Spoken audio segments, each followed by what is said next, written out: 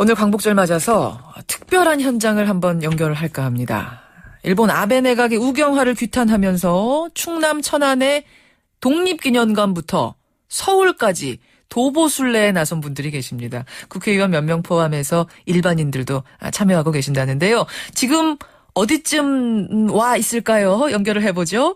독립운동가 이회영 선생의 손자십니다. 새정치민주연합 이종걸 의원 연결이 돼 있습니다. 이 의원님 안녕하세요. 예, 안녕하셨습니까? 지금 어떻게 서울까지 도착하셨어요? 네, 서울에 어제 도착했습니다. 그러셨군요. 예, 지금 경기대에 있습니다. 캠퍼스 안에 있습니다. 경희대 캠퍼스까지. 예. 출발하신 게 지난 11일? 예, 11일 날 출발했습니다. 11일 4박 5일 꼬박 걸어서 서울까지. 많이들 지치셨겠어요? 네, 하루에 한 30km씩 걸었는데 처음에는 좀 그랬다가 나중에는 좀 많이 지쳐 있습니다. 그리고 이제 네. 발에 물집 같은 많이 고생하시는 것 같습니다. 평소 걷던 분들이 아니신데 어떤 분들이 모이셨습니까? 네, 우리 최원식 의원님, 노웅래 의원님, 예. 그리고 강창일 의원님, 그리고 또 이제 안민석 의원님, 예. 국회의원들 여러분들 계시고 그다음에 이제 각종 이제 활동하시는 사회인들 중에서도 어허. 여러분 계셨고요. 그리고 이제 저 부산 영도에 박성윤 구의원님도 계시고요. 예. 네, 안양에 우리 김성수 시의원도 계시고 그렇군요. 계속 그렇군요. 5일 동안 걸었습니다. 천안 독립기념관에서부터 서울까지. 이거 그냥 광복절이니까 그냥 한번 걸어보자. 뭐 건강 위해서 걸어보자 이런 건 아니실 거고 상당한 의미를 담은 행진일 겁니다. 어떤 의미인가요? 예, 그 세월호 사건으로 국가 시스템이 위기죠. 완전히 뻥 뚫린 나라와 같은 곳에 우리 국민 불안이 커져가고 있습니다. 근데 그 국민 불안 위에 우리나라에 또 먹구름이 꼈습니다. 이름하여 아베의 그 헌법 쿠데타입니다.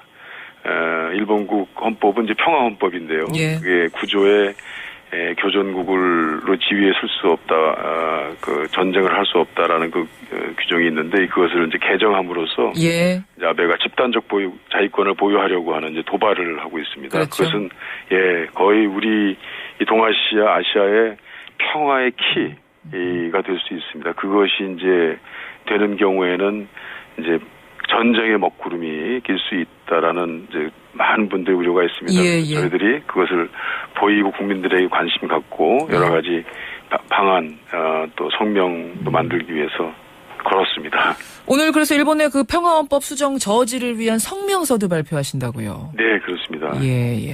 대체 일본의 우경화 바람 도대체 뭘 믿고 이렇게 밀고 나간다고 생각하십니까? 그 바람 왜 이렇게 거세진다고 보세요? 지금까지 쭉 생각해왔던 것들입니다. 일본이 이제 그동안 내부의 경제적인 침체나 이런 것들도 벗어나려고 하는 하나의 방안으로 생각하는 것 같고요. 또 미국이 이제 좀 재정적인 문제라든지 이런 것들 때문에 예.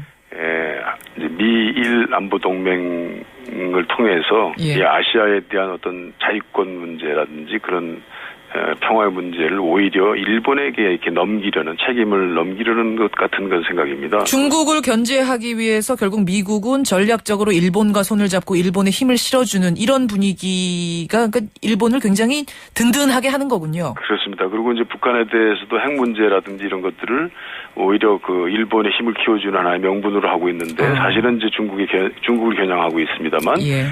그것이 우리 아직까지 우리 남북은 아직 정전 상태이기 때문에 예. 만약에 한일 군사동맹이라는 이제 그런 것이 더 부각된 경우에는 이 집단적 자위권을 통해서 우리 분쟁 상태에도 적극적으로 개입할 수 있는 근거가 생기는 것이고 걱정이죠. 크게 걱정이죠. 독도에 대한 위험도 생기는 것이고 예. 그것을 통해서 이제 약간 긴장 분위기를 통해서 일본의 애국적 분위기나 이런 것들을 부추기면서 일본의 경제도 진작시키고 여러 가지의 뜻을 가지고 있는 아베의 이 헌법 쿠데타, 전쟁 도발 이에 대해서는 우리가 적극적으로 대응하지 않으면 안 될 것이라는 생각이 들었습니다. 아베 총리 두고선 무서울 게 없는 달리는 폭주기관차다 이런 말까지 언론들이 하는데 도대체 어떻게 멈춰 세워야 되는 건가요? 이거 방법은 있습니까?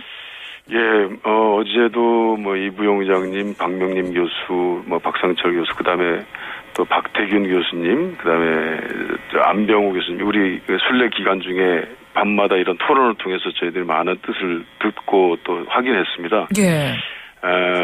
일본 내부에도 이것을 원하지 않는 사람들이 많습니다. 그래서 우리가 적극적으로 일본 내부에 이성적인 일본 국민들과 연대함으로써 아베를 고립시키는 방법이 굉장히 중요하다고 생각을 하고. 일본 내부에 정상적인 사고를 가진 일본인들과의 연대. 예, 일본도 평화를 바라고 있는 분들이 많이 있습니다. 그렇죠. 오히려 대다수라고 할 수 있습니다.